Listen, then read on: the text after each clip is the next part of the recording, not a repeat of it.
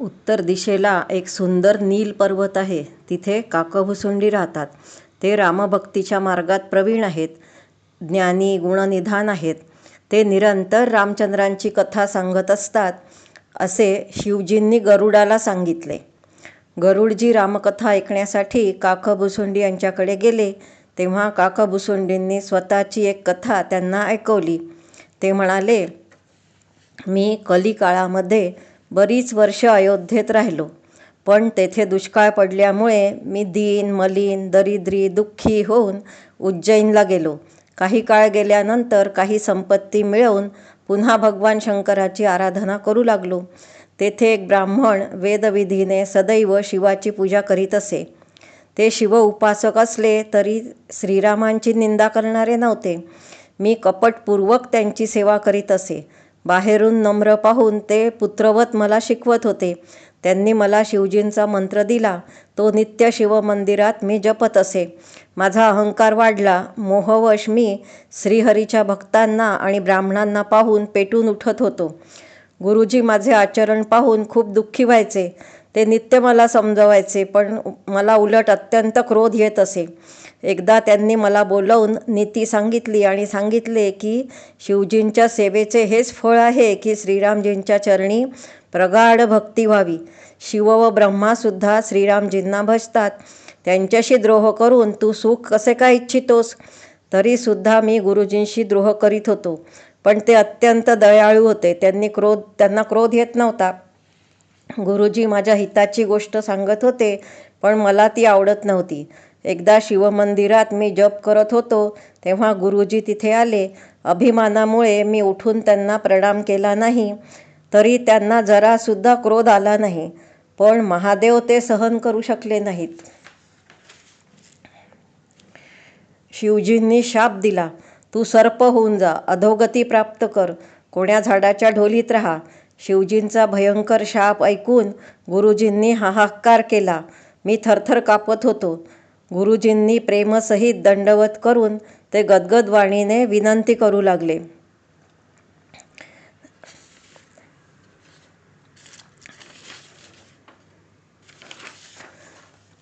नमामि शमीशाननिर्वाणरूपं विभुं व्यापकं ब्रह्मवेदस्वरूपं निजं निर्गुणं निर्विकल्पं निरीहं चिदाकाशमाकाशवासं भजेयम्.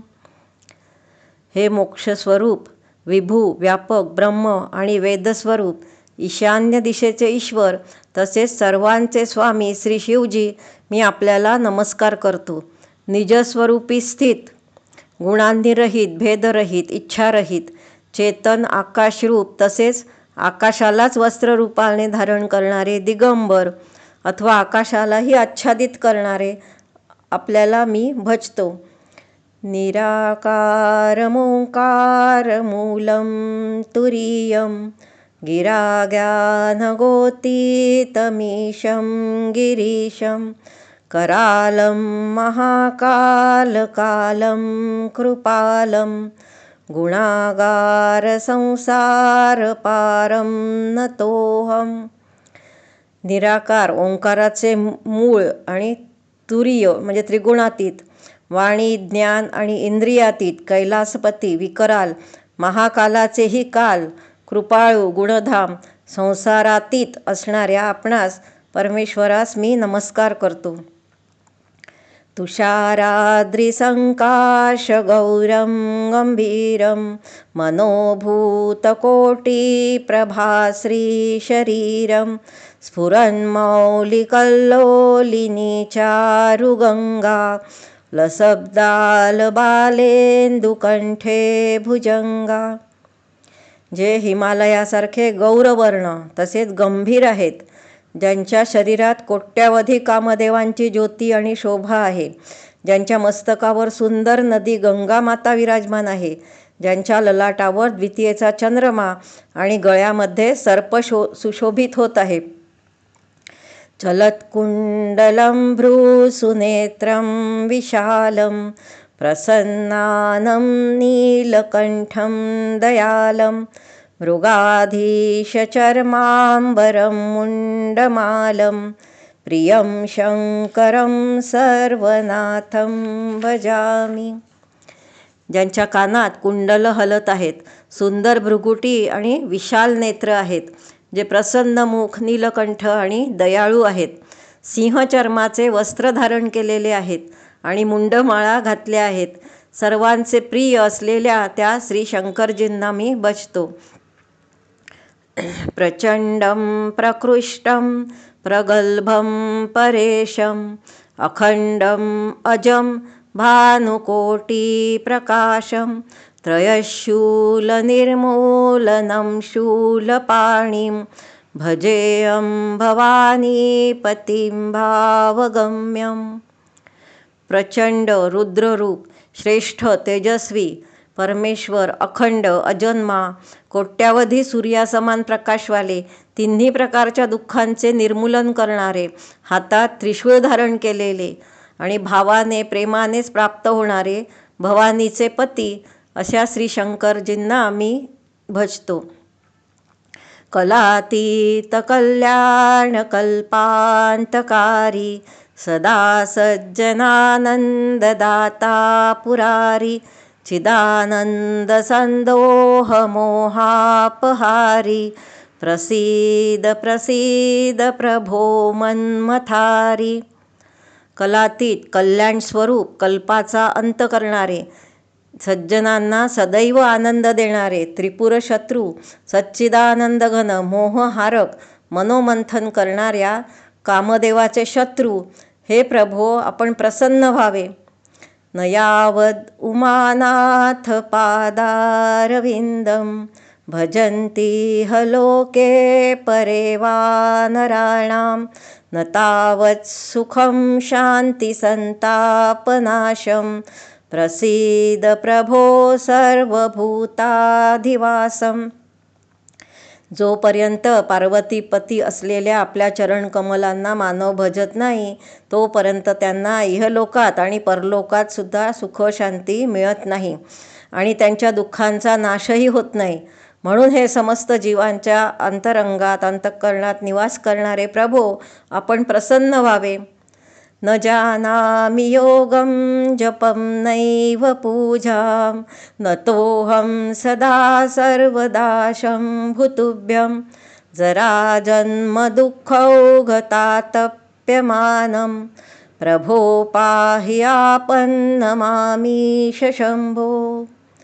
मी योग जाणत नाही, जप जाणत नाही आणि पूजाही जाणत नाही. हे शंभो, मी तर सदा सर्वदा आपल्यालाच नमस्कार करतो. हे प्रभो, वृद्धता तसेच जन्ममृत्यूच्या दुःख समूहांमुळे जळत असलेल्या या दुःखीचे दुःखापासून रक्षण करावे. हे ईश्वरा, हे शंभो, मी आपणाला नमस्कार करतो. रुद्राष्टकमिदं प्रोक्तं विप्रेण हरतोषये ये पठन्ति नरा भक्तया तेषां शंभू प्रसीदती. भगवान रुद्राच्या स्तुतीचे हे अष्टक त्या शंकरजींच्या तुष्टीसाठी, प्रसन्नतेसाठी ब्राह्मणाकडून म्हटले गेले. जी माणसे हे भक्तिपूर्वक पठण करतात त्यांच्यावर भगवान शंभू प्रसन्न होतात असे तुलसीदासांनी म्हटले आहे.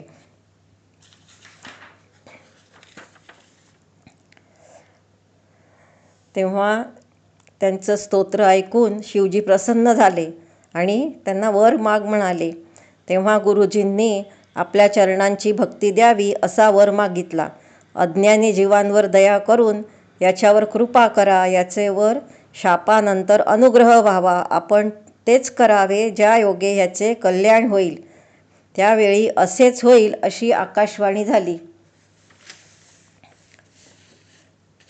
जरी याने भयानक पाप केले आहे आणि मी याला क्रोधाने शाप दिला आहे, तरी तुमची साधुता पाहून मी यावर विशेष कृपा करीन. माझा शाप व्यर्थ जाणार नाही. याला 1000 जन्म घ्यावेच लागतील, पण जन्म व मृत्यू यामध्ये जे दुःख होते ते याला व्यापणार नाही आणि कोणत्याही जन्मात याचे ज्ञान मिटणार नाही. तुझी सर्वत्र अबाधित गती राहील.